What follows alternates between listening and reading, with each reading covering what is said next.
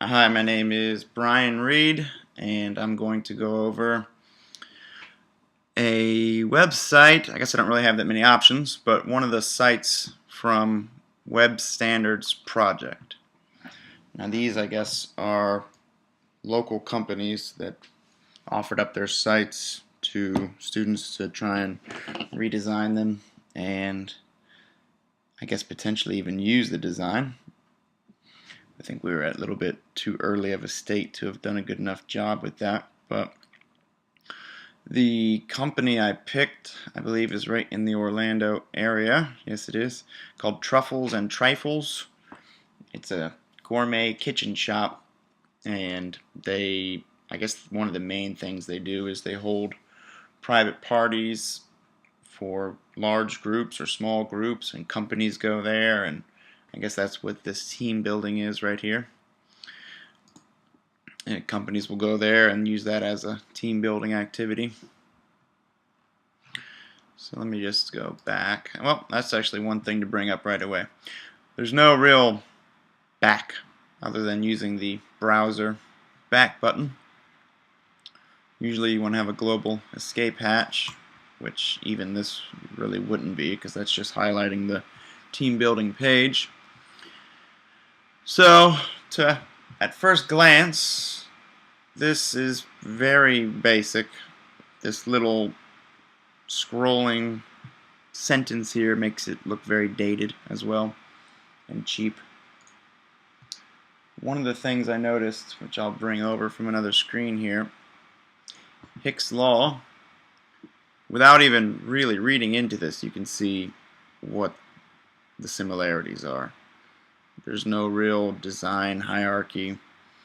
These fonts here are larger than the fonts above it, and they just will go small, large, larger, or smaller but larger than the next section. And that kind of just at first glance reminds me of this site here, where there's nothing really catches your eye first. I would say the logo does, but then it's kind of just a bounce around as to what's going to get your attention. So to show you what I did,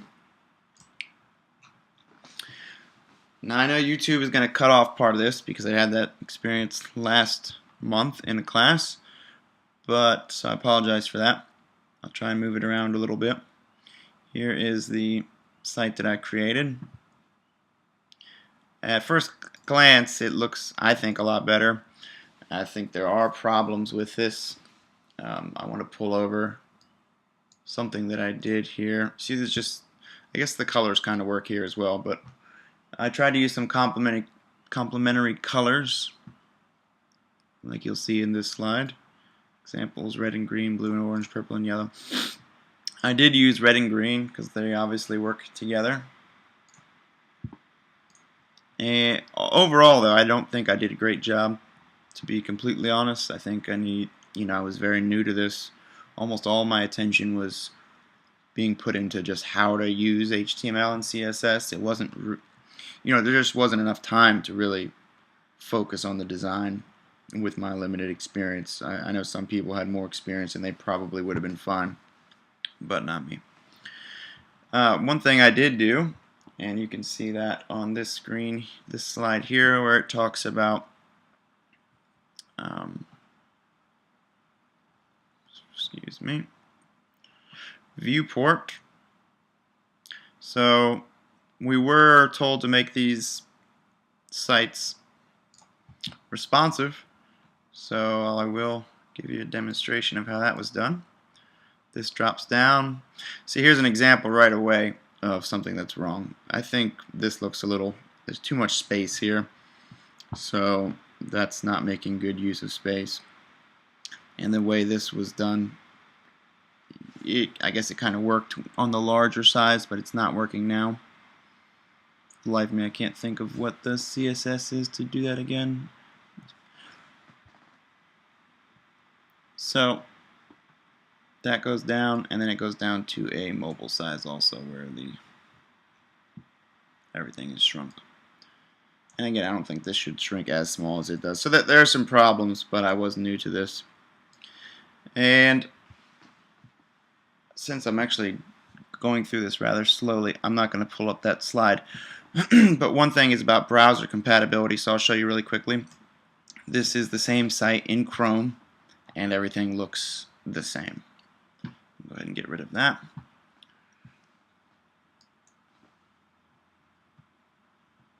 Okay.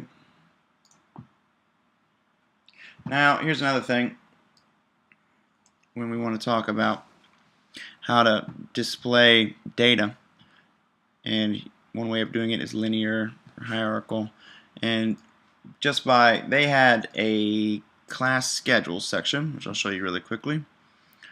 Now, this is not dynamic. I took what they had currently at the time and I displayed it.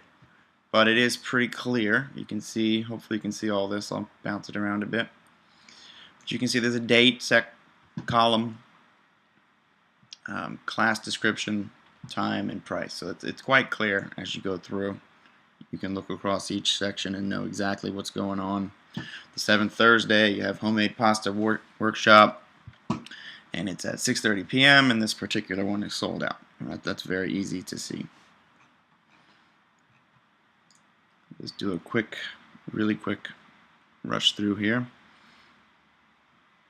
And all of this is also responsive. And at the bottom of each page, and this also highlights another design principle of consistency, each page is going to have this request class, because that's the main call to action that we're trying to achieve here. We want people to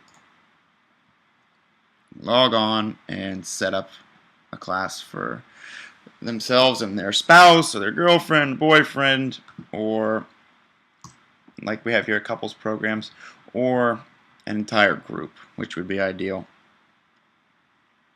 And simply regarding return on investment, just the simple fact that this is more usable to an average user than something like this, where, I mean, even their pages just kind of seem to blend into the background with this whole opacity change back here.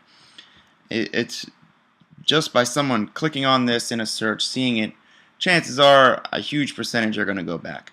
Now, this wasn't done perfectly, but a larger percentage would stay here, and by that fact alone, you're going to get a larger return on investment, because you're going to have more people sticking around and looking at the pictures and seeing that it seems like a decent, company and class, and clear information here about what, who some of the companies are who have used them, which are large companies. Now, they do have that on their site too, which is where I got it, obviously, but it was very hard to reach.